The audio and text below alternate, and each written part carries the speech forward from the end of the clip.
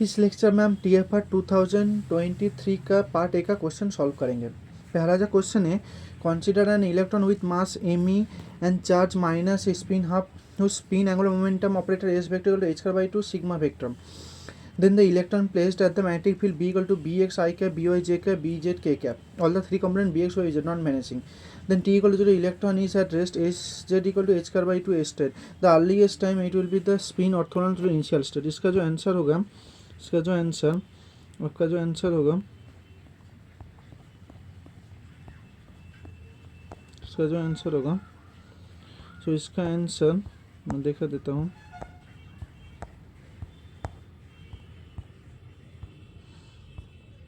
इसका जो आंसर होगा EB4ME आंसर करेक्ट होगा। जो हैमिल्टोनियन जो आपका होती है, हैमिल्टोनियन आपको क्या GE H dot V vector 2ME होती है। सो H जो होगा GE H बाई 4ME, क्योंकि S इक्वल टू H कर बाई 2 सिग्मा दिया हुआ है तो BZ होगा, क्योंकि S H कर बाई 2 है AZ कॉम्पोनेंट। एंड T जो क्या होगा H कर बाई H होगा, हाइजेनबर्ग आर्सेनल प्रिंसिपल से हम लेते हैं, तो H कर बाई 2 GE H कर BZ बाई 4ME होती है। सो 4ME GE BH का, सो ऑप्शन करेक्ट हो गया। ना दूसरा क्वेश्चन, दूसरा जो क्वेश्चन है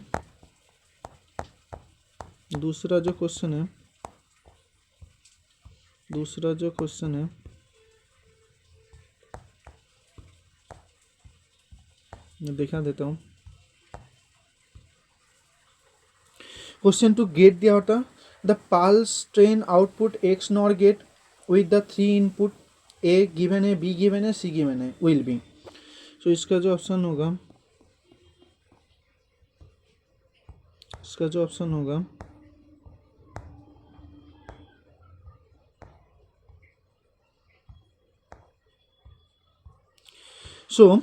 आपका जो 2 इनपुट के लिए जो एक्स और गेट होती है, एक्स और गेट पहले बताओ, एक्स और गेट जो होती है A B bar plus A B plus A bar B होती है, ठीक है। X or gate A B bar plus A bar B होती है।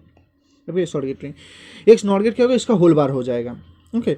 इसका इस गेट में जब ए बी बार लेंगे आप, ए बी बार लेने का इसको हम ए बी बार को आपका जब सेम जब होगा, जब आपका सेम जब होगा 0 0 होगा और 0 1 होगा, आउटपुट 1 1 होगा तो आउटपुट आपका 0 होगा, 0 1 और 1 0 तो आउटपुट आपका 1 होगा, ओके।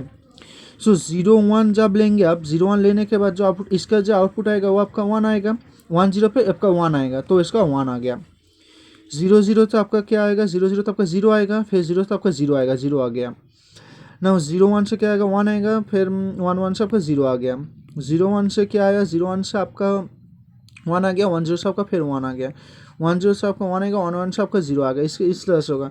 और उसके बाद जो एक नॉर गेट होती है और का होल बार होती है, तो उसको हम बार ले लेंगे, तो 0 इसको इन्वर्स 1 का इन्वर्स 0 होती है, 0 की इन्वर्स 1 होती है, 1 के इन्वर्स 0 के इन्वर्स 0, इसका तरह से आप इसको लिख सकते हैं, ठीक है।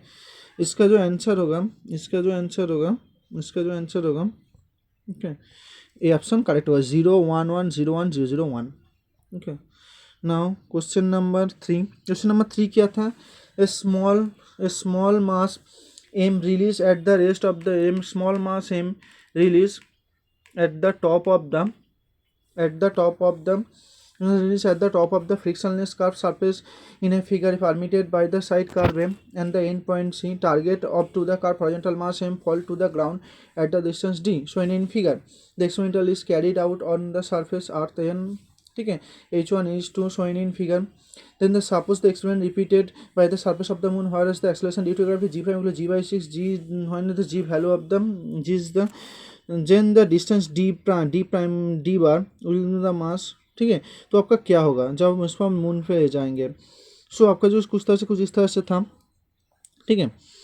डी इसको हम लिख लेते हैं। सो इसके इस पॉइंट में जब आपका वर्टिकल वेलोसिटी होगा, तो वर्टिकल कंपोनेंट का जो वेलोसिटी होगा वो आपका 0 होगा। इसमें तो हॉरिजॉन्टल काज करें, तो वर्टिकल में क्या होगा, S equal to H2 equal to, इसको हम H2 नाम देते हैं, H2 इक्वल टू क्या आपको H2 equal to UT plus half G T square होती है, तो टी का आएगा 2H2 प्लस जी आएगा, ये वर्टिकल कंपोनेंट में हो गया। और हॉरिजॉन्टल में क्या आएगा, हॉरिजॉन्टल में जो आएगा V square equal to U square plus 2GS होती है, GS एखाने S क्या होती है, एखाने H1 होती है, तो 2G H1 आएगा आपका। तो D क्या होगा, D आपका VT होगा, तो VT का क्या आएगा, वी टी को आप लिख सकते हो root under 2GH1 divided root under 2H2/G आएगा, जी तो कट जाएगा ना, 2H1H2 आएगा, तो क्या आएगा 4 रूट अंडर H1H2 आएगा। इसमें आपका जी नहीं है, तो जी नहीं है तो आप किसी भी प्लैनेट पे ले जाए तो आपका आंसर जो होगा D prime equal to D होगा। ओके, ऑप्शन हो गया। Now question number 4। Question number 4 क्या था, the binding energy EB nucleotide ZAX with atomic number Z mass number A given by the semi empirical mass formula, कुछ इस तरह से given है semi empirical mass formula. The plan आपका constant भी given है, सिमेट्रिक एसिमेट्रिक कोलमर ये term, what is the mass difference between 13C 13 7N is the known as the symmetrical uniform charge distribution. Okay, तो इसका जो answer होगा, इसका answer कुछ तरह से जो आपका मिरर जो होती है, मिरर जो न्यूक्लियाई होती है उसका आपका क्लूम एनर्जी टर्म ही कंट्रीब्यूट करती है, इसको आप पता होना चाहिए। तो क्लूम एनर्जी टर्म क्या होती है, AC Z⁻1 A⁻1/3 होती है। ओके, आप अप्रॉक्सीमेटली इसको आप ऐसे भी लिख सकते हैं, AC Z² A⁻1/3 लिख सकते हैं। तो डेल्टा ई क्या होगा, AC Z1² - Z2² A⁻1/3 होगा। तो Z1² - Z2² क्या होगा, Z1 + Z2, Z1 - Z2 होगा। तो इसको हम ए लिख सकते हैं यार, जे तो होगा Z+1 - Z होगा, तो Z काट जाएगा तो आपका तो 1 ही हो जाएगा, ये पार्ट आपका 1 हो जाएगा। तो ये क्या आएगा AC A/A⁻1/3, तो आपका आएगा AC A⁻2/3 आएगा। सो आपका जो टोटल मास डिफेक्ट होगा क्या होगा, proton mass minus neutron mass equal to AC E⁻2/3। तो प्रोटॉन का जो मेगाटन वोल्ट पे जो मास होती है वो क्या होती है 938.27 मेगाटन वोल्ट, न्यूट्रॉन का जो मास होता है 939.5 मेगाटन वोल्ट, और AC तो गिवन है 0.7 और ये तो आपका गिवन है 13। जब आप पुट कर देंगे तो आपका आंसर आएगा 2.61 मेगाटन वोल्ट आएगा। ओके, ये आपका आएगा मिरर न्यूक्लियर के लिए, ये आपका आएगा। Now question number 5। Question number 5 क्या था, question number 5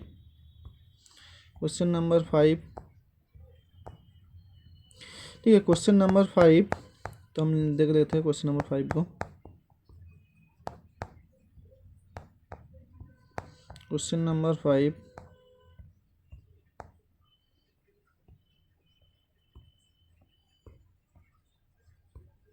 question number 5 question number 5 जो था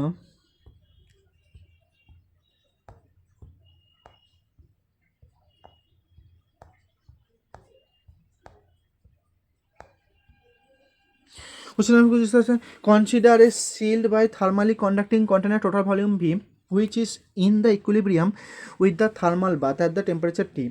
The container is divided into two equal chambers by the thin partition which is thermally conducting but impermeable particle. One of the chamber contain an ideal gas and other is vacuum. The partition removed suddenly, then the ideal gas allowed to expand, fill the entire container. Then the once equilibrium has been reached, then equilibrium, then entropy per nucleon क्या होगा। सो entropy per nucleon जो होती है S/N जो होती है KB ln V2/V1 होती है। फाइनल टेम्परेचर क्या है V है, और इनिशियल फाइनल वॉल्यूम क्या है V है, और इनिशियल वॉल्यूम जो है V/E होती है। सो S/N क्या होगा S1/N S2/N होती है, और इसका जो total number of mole molecule क्या है number of mole into Avogadro number होती है। सो क्या होगा KB ln V/V/E होती है, और KB ln V/V/E होती है। V भी तो कट जाएगा तो KB ln E तो 1 होती है, तो KB + KB क्या होगा 2KB आ जाएगा। इसका जो आंसर होगा 2KB आंसर करेक्ट होगा। Now question number 6। Question number 6 क्या था, क्वेश्चन नंबर 6 कुछ इस तरह से था। Question number 6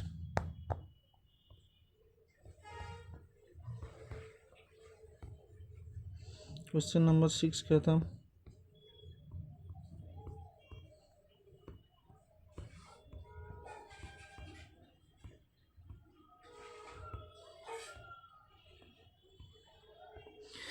an atom of mass m rest emitted absorb photon frequency recoil with the momentum p frequency internal energy of electron given by nu naught with the according to the recoil assumption the non-relativistic fraction of the difference between the photon energy between nu minus nu naught by nu डिस्टोरिक क्या तो क्या होगा, उसके बाद हम इसको answer करेंगे। So question number 6 का जो आंसर है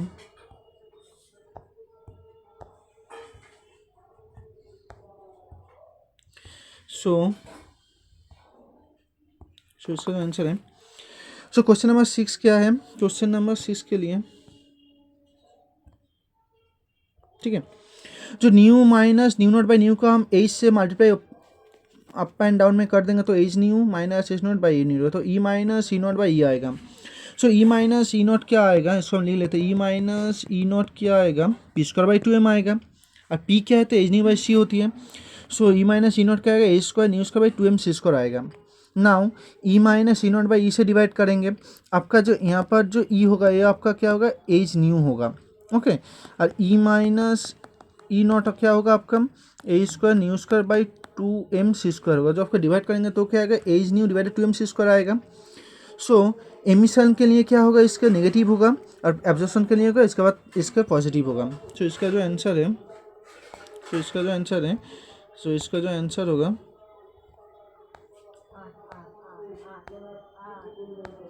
इसका जो आंसर होगा कुछ इस तरह से होगा, H nu minus 2m C square for emission, H nu divided 2m C square plus for absorption, plus sign जो होगा एब्जॉर्बर के लिए होगा इसका answer. Now question number 7, question number 7, question number 7,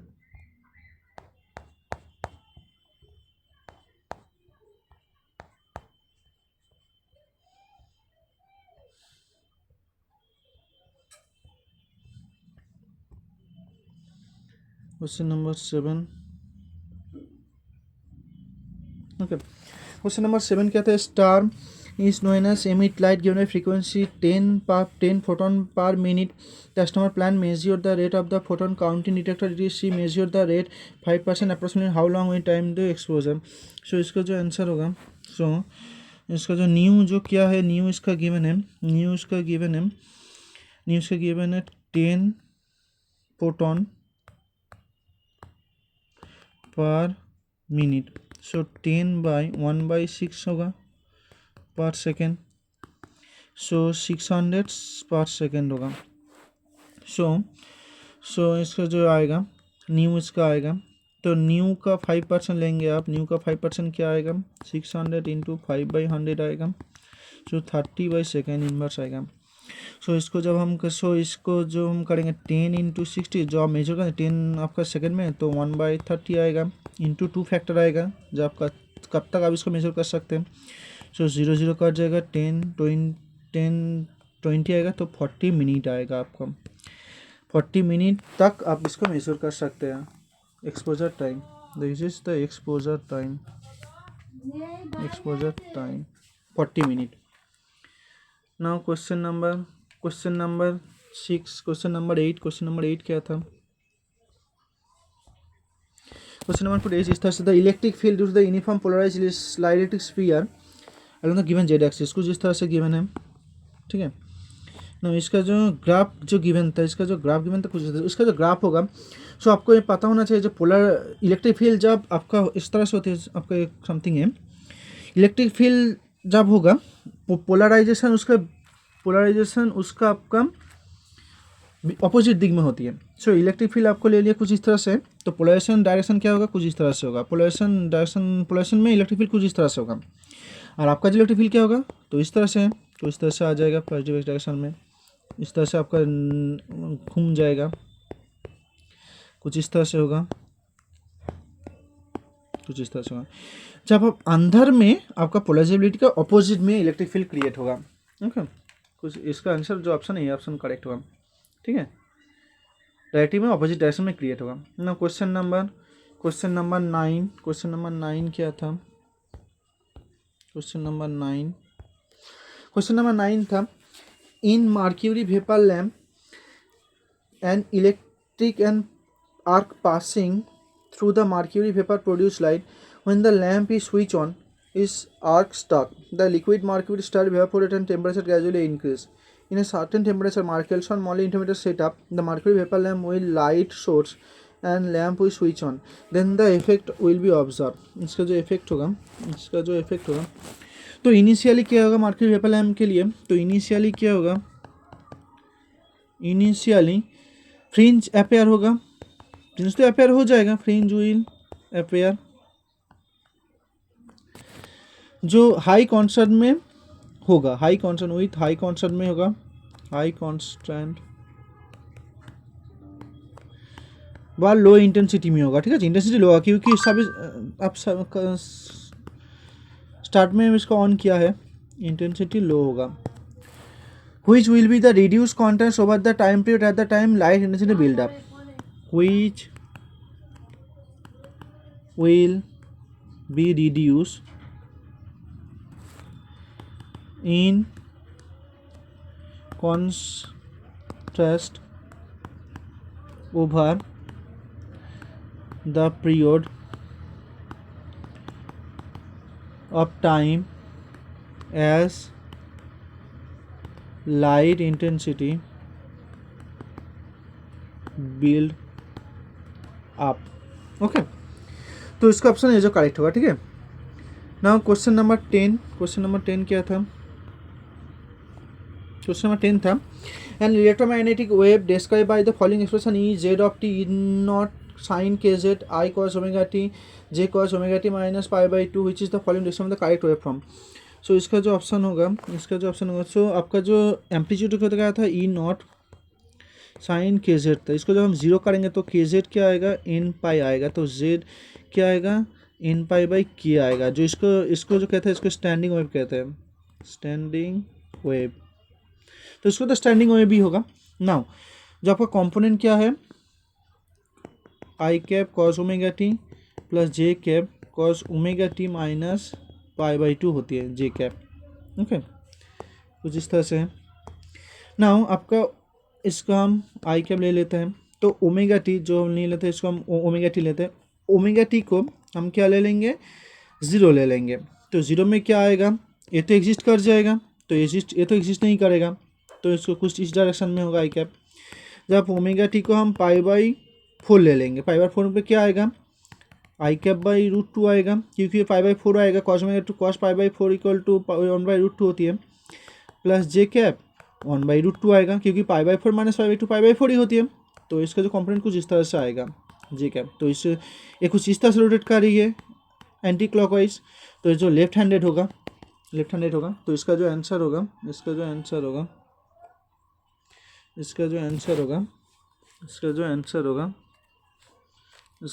होगा आपका ए लेफ्ट सर्कुलर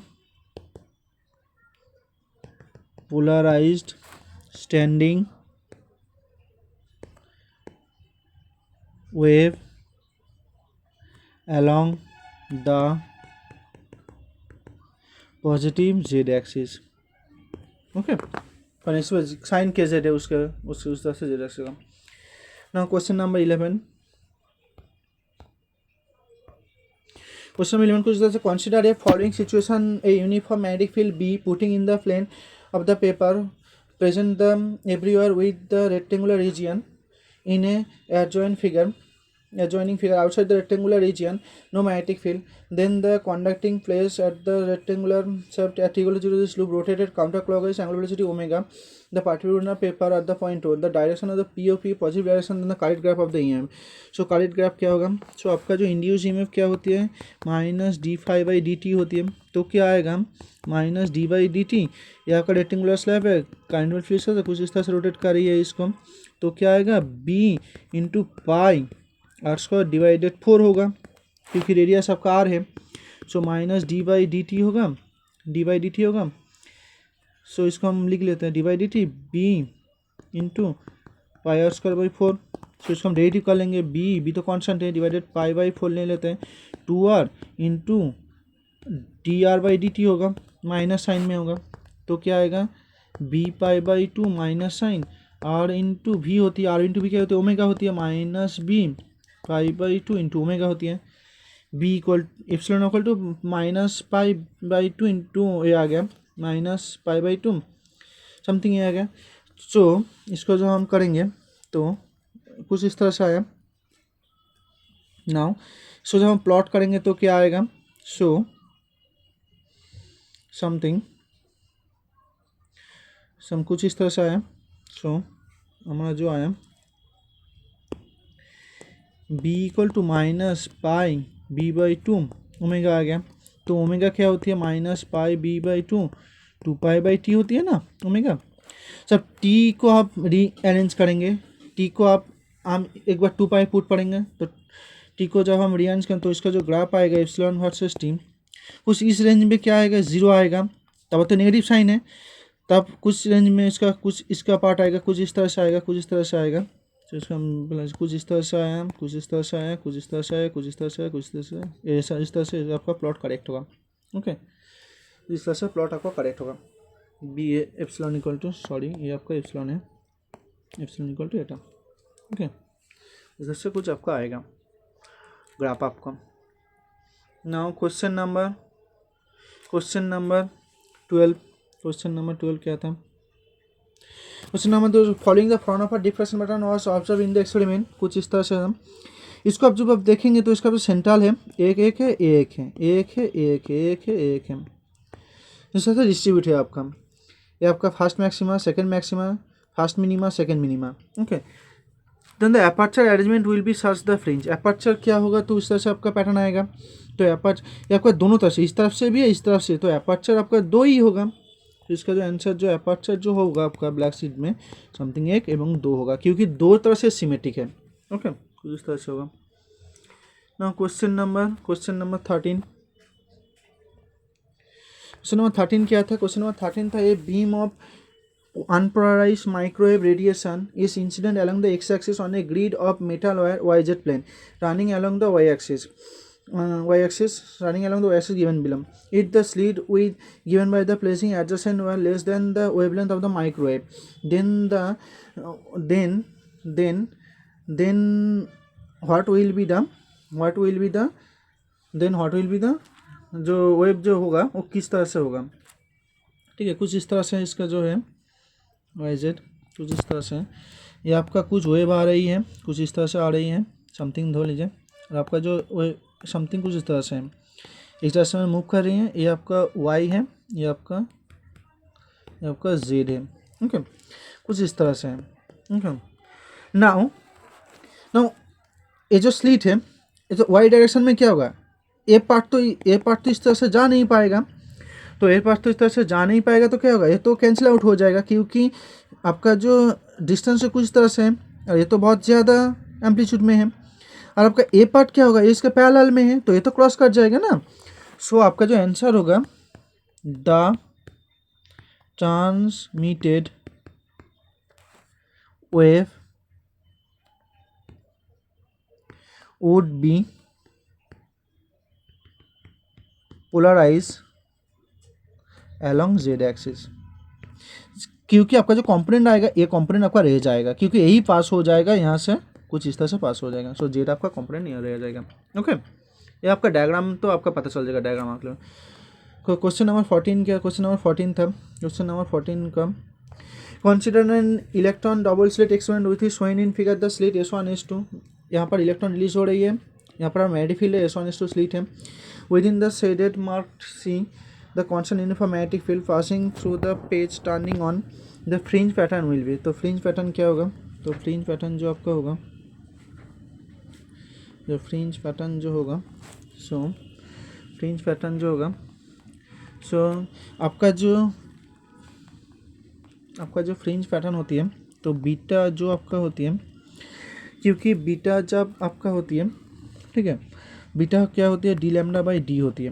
ओके, ये तो आपका, तो जब इसको हम मैग्नेटिक फील्ड में रखेंगे और इलेक्ट्रॉन को जब आप फ्लो करेंगे, तो जो फ्रिंज पैटर्न जो होगा विल बी शिफ्टेड हो जाएगा, या शिफ्ट हो जाएगा आपको। ओके, तो फ्रिंज पैटर्न आपका बीटा क्या होगा, जब हम इलेक्ट्रॉन को फ्लो करेंगे और जब इलेक्ट्रिक मैग्नेटिक फील्ड में रखेंगे तो कुछ शिफ्ट हो जाएगा। कुछ आपका ये पैटर्न इस तरह से आ रहा था, इसमें कुछ इस तरह से आ रहा था, तो इसमें कुछ अपर में शिफ्ट हो जाएगा, कुछ शिफ्ट हो जाएगा, इस तरह से शिफ्ट हो जाएगा कुछ तरह से। Okay, now question number 15। Question number 15 क्या था? कुछ तरह से the value of the first derivative of the function something given था, कुछ तरह से x not equal to 0, f not equal to 0। So इसको हम लिखेंगे, इसको हम करेंगे तो क्या आएगा, तो कुछ तरह से f ऑफ x क्या था, 2/√3 e to the power minus √3 X square mod x। So एक √3 e to the power minus √3 X cube ले लेते हैं, तो f प्राइम ऑफ क्या आएगा, 2/√3 क्या आएगा, minus √3 into 3x square to the minus root three X square. So A prime of zero क्या आएगा, 2/√3 माइनस √3, 3 इंटू ज़ीरो e⁻−0 आएगा। सो आपका ज़ीरो आंसर आएगा, इसका आंसर जो होगा ज़ीरो आंसर करेक्ट होगा। Okay, now question number 16। Question number 16 is a two level energy system, zero ground state energy have the non zero temperature, alpha define as उस तरह से define है alpha, then average is mean square energy and average square is the mean square energy, then will be given, then तो क्या होगा, so average energy जो होती है, so हमारा जो average energy two सिस्टम के लिए एक एनर्जी डेल्टा जीरो लेते हैं, डेल्टा ले लेते हैं, तो क्या होगा delta divided e⁻, minus delta by KT होती है प्लस 1 होती है। ओके, ये आपका एवरेज एनर्जी होते हैं।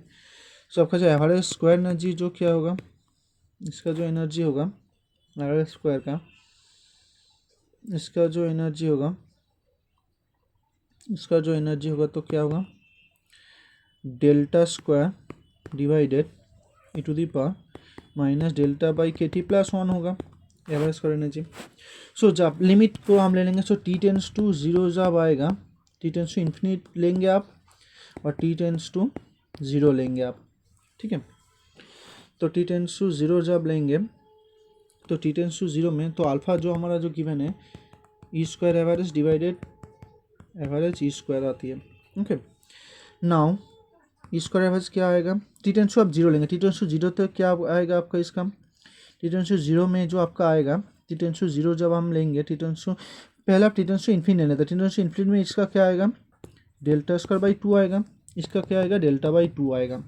तो इसको हम पुट कर देंगे डेल्टा स्क्वायर बाई 2, एक आएगा डेल्टा स्क्वायर बाई 4 आएगा ना, तो आपका डेल्टा स्क्वायर कट जाएगा तो 4/2 आएगा, 2 आएगा।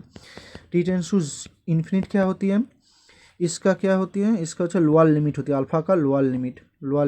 तो अल्फा क्या होगा 2 से शुरू होगा अल्फा, और टी टेंस टू इन्फिनिट पे तो क्या आएगा, तो इन्फिनिटी आ जाएगा, तो इन्फिनिट हो जाएगा। जब आप टी टेंस टू 0 लेंगे, जब हम टी टेंस टू इन्फिनिट लेंगे, टी टेंस टू 0 लेंगे तो क्या आएगा ई एवरेज क्या आएगा इन्फिनिट आएगा, ई स्क्वायर एवरेज क्या आएगा इन्फिनिट स्क्वायर आएगा, तो अल्फा क्या होगा ई स्क्वायर समथिंग ले लेते हैं हम इसको divided E square average divided average ईटा होल सो ये तो इन्फिनिट आ जाएगा। तो लोअर में 2 है, अल्फा है, लेस देन इन्फिनिट है। ओके, वो आंसर आ गया। नाउ क्वेश्चन नंबर 17 क्या था, क्वेश्चन नंबर 17 था, क्वेश्चन टेंशन कुछ इस तरह से, relativistic particle moving in one dimensional x start from the state rest x = 0 and it is the subjected to the uniform and the constant force field along the positive x direction. If the dash line of the x = ct, then the curved rail line will be represented the x1 t particle. तो x1 t particle जो represent होगा सो क्या होगा, so इसको हम करेंगे। सो इसका graph था, ग्राफ कुछ इस तरह से था, ये आपका ct था, ये आपका x था, ये आपका वाल लाइन था।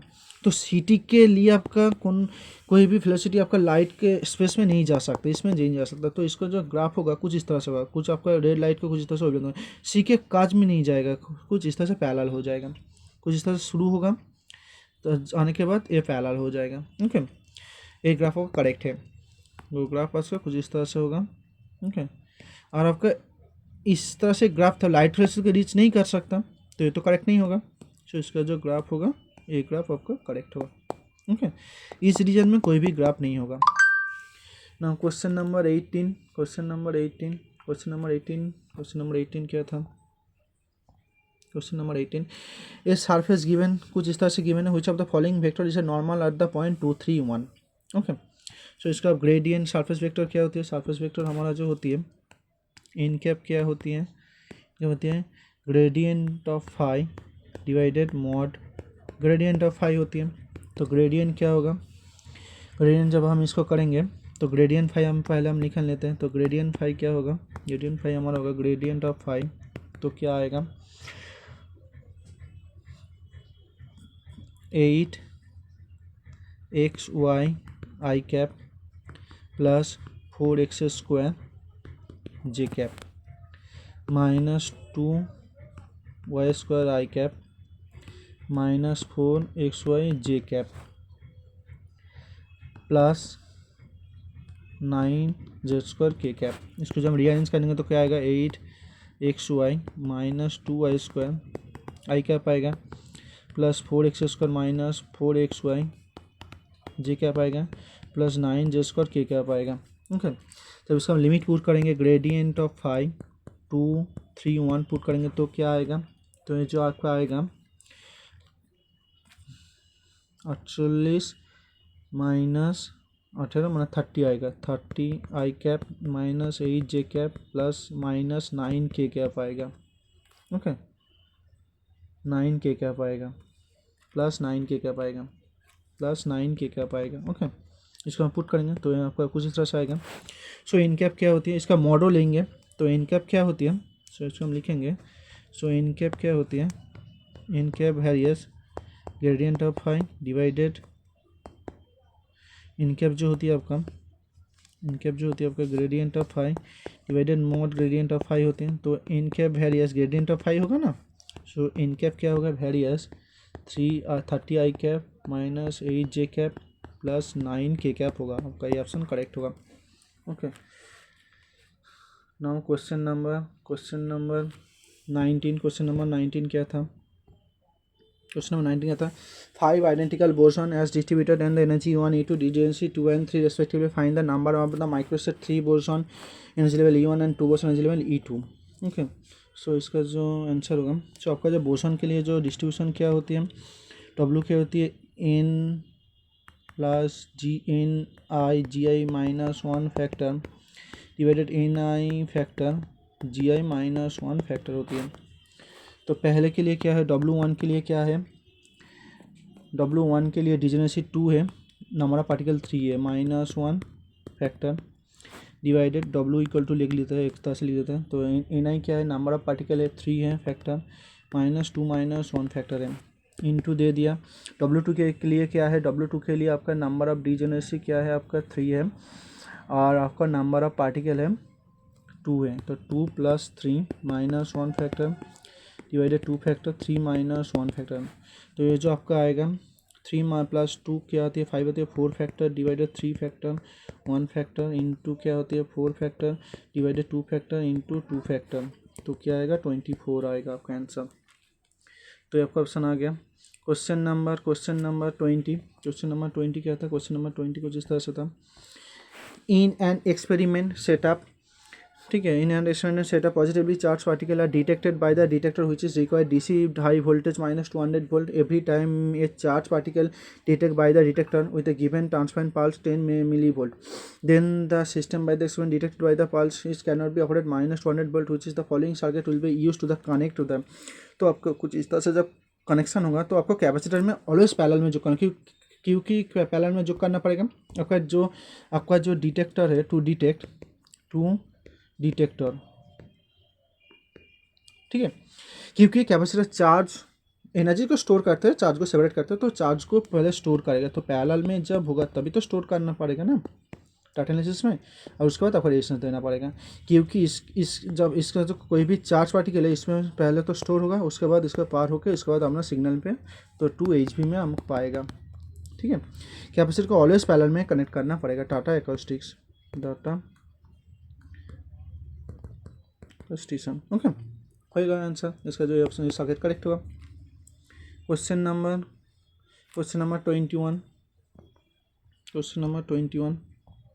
21 क्या था, the minimum energy required to dissociate hydrogen atom H2 into 2 atom 4.5 electron volt, electron affinity of the hydrogen 0.75 electron volt, minimum energy required to the dissociate hydrogen atom H+ and H- with B।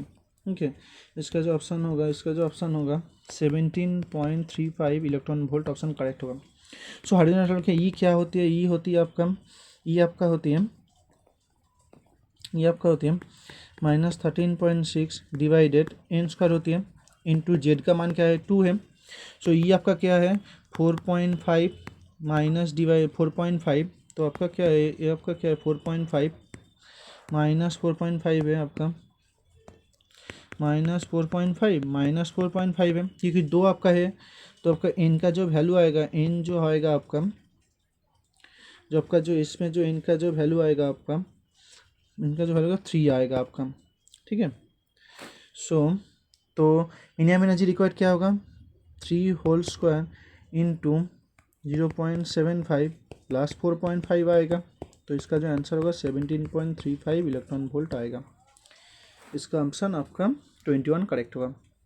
So question number 22, question number 22 क्या है, question number 22 कुछ इस तरह से given है, consider a given symmetric matrix M जो given है 1 3 0 2 3 0 1 0 2 3 1 0 1 3, orthogonal matrix O diagonalise to the matrix and orthogonal matrix O transpose M O जो क्या होगा वो गिवन होगा।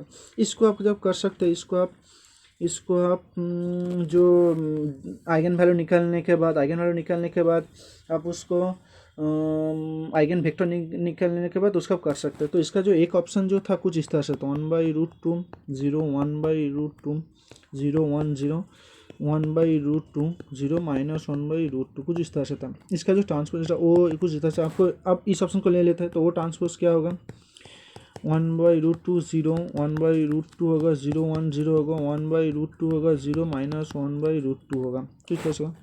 सो ओ ट्रांसपोज एम ओ लिख लेते हैं, तो ओ ट्रांसपोज एम क्या होगा 1/√2 0 1/√2 0 1 0 1/√2 0 1/√2 माइनस, तो एम तो क्या है, एम आपका कुछ इस तरह से गिवन है 1/3 0 2/3 0 1 0 2/3 0 1/3, और इसको हम इस तरह से लिख लेते हैं।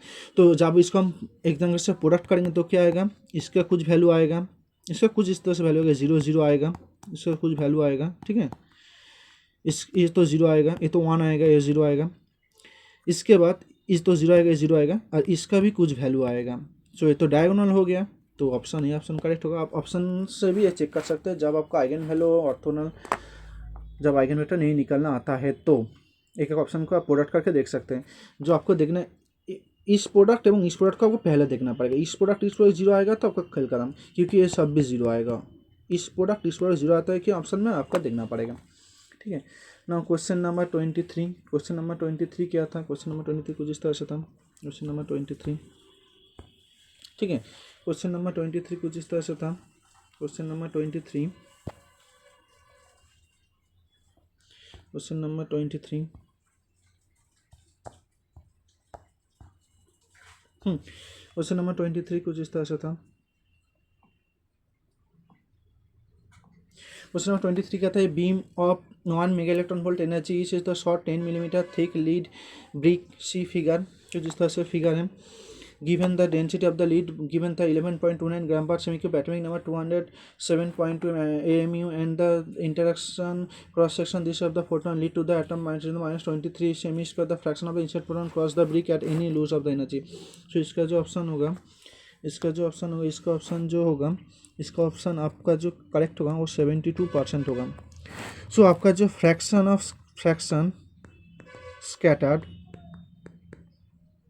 जो होती है RS/RT होती है, जो इसका जो वैल्यू होती है NaL rho sigma divided A कुछ इस तरह से होती है, ठीक है। तो इसका जो Na का वैल्यू है 6.023 इंटू 10⁻23 होती है। एल का जो थिकनेस है 1/10 था, क्योंकि 1 मिलीमीटर था, उसको हम 1/10 कर लिया, सेंटीमीटर कर लिया। रो जो है 11.29 है, सिग्मा क्या है 10⁻23 है, डिवाइड क्या है एटॉमिक नंबर 207.2 है 1.66 इंटू 10⁻24 आएगा, ओके। एटॉमिक नंबर 1 AMU 1, ठीक है। तो इसका जो वैल्यू आएगा 2 इंटू 10⁻22 आएगा, ठीक है। कुछ इस तरह से आया। सो पहले क्या था, पहले तो आपका फोटोन का जो वैल्यू था, पहले तो क्या आपका था,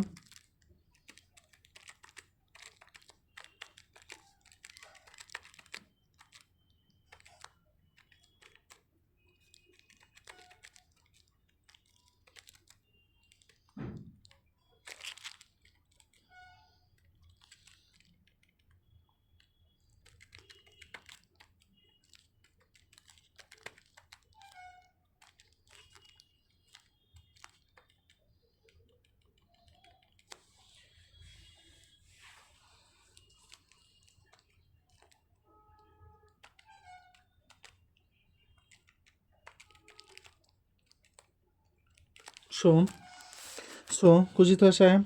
सो पहला आपका प्रोटॉन का जो एनर्जी था, पहले का प्रोटॉन का एनर्जी क्या था, तो फ्रैक्शन क्या होगा, 2 into 10⁻22 minus 1.16 into 10⁻22 divided 1.16 into 10⁻22 into 100 होगा। तो क्या आएगा, 0.72 इंटू 100 आ गया, तो 72 आ गया इसका आंसर। तो 2 माइनस 1.16 डिवाइड হচ্ছে 1.16 इक्वल टू হচ্ছে 72 आ गया। ठीक है, इसका आंसर तो % आ गया। नाउ 24 क्या था, 24 क्वेश्चन क्या था, 24 क्वेश्चन कुछ इस तरह से था। A particle executes simple harmonic motion in a straight line when the distance of the particle of the equilibrium position x1 and x2 corresponding to the value of the v1 and v2 the time period of the oscillation। ये तो बहुत easy question है। जो आपको होती है v1 जो होती है v1 जो होती है v1 जो होती है आपका v1 जो होती है आपका ओके v1 स्क्वायर जो होती है A square minus x1 square into omega square होती है। v2 स्क्वायर जो होती है equal to A square minus x2 whole square omega square होती है। सो v1 स्क्वायर এটা 1 नंबर इक्वेशन नाम दे दिया। 2 नंबर इक्वेशन नाम दिया v1 minus v2 square, v1 minus v2 square जो क्या होगा omega square x2 square minus x2 square minus x1 square होगा। तो ओमेगा स्क्वायर क्या होगा v1 square minus v2 square divided x2 square minus x1 square होगा।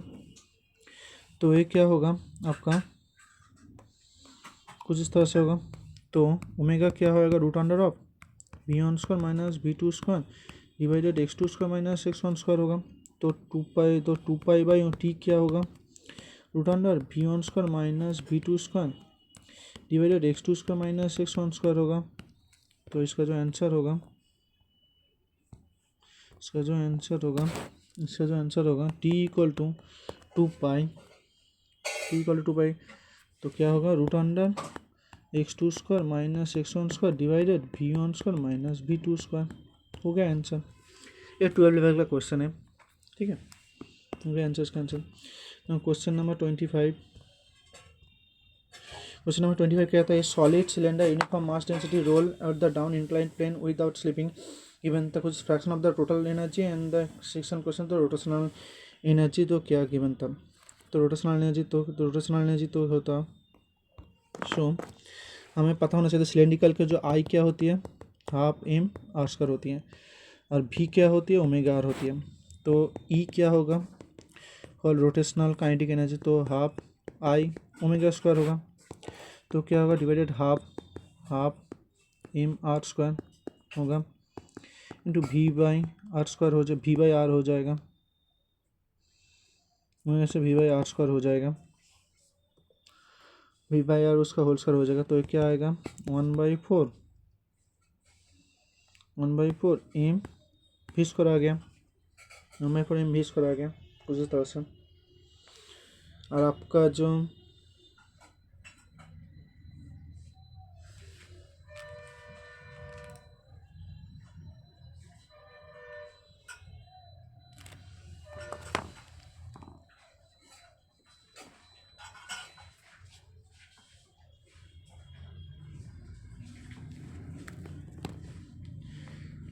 कुछ इस तरह से 1/4 एम भी स्क्वायर आ गया।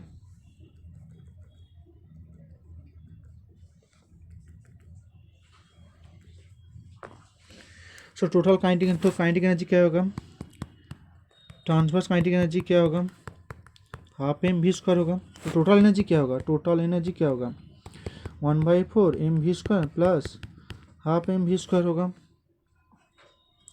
सो क्या आएगा 3/4 एम भी स्क्वायर आ गया। ओके 3/4 एम भी स्क्वायर आ गया।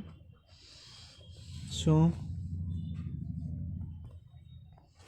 क्या आया ई रोटेशनल डिवाइडेड ई टोटल तो क्या आएगा 1/4 एम भी स्क्वायर डिवाइडेड 3/4 एम भी स्क्वायर आ गया। तो ये कट जाएगा तो 1/3 आ गया हो गया इसका answer 1/3। Okay now part A complete हो गया। सो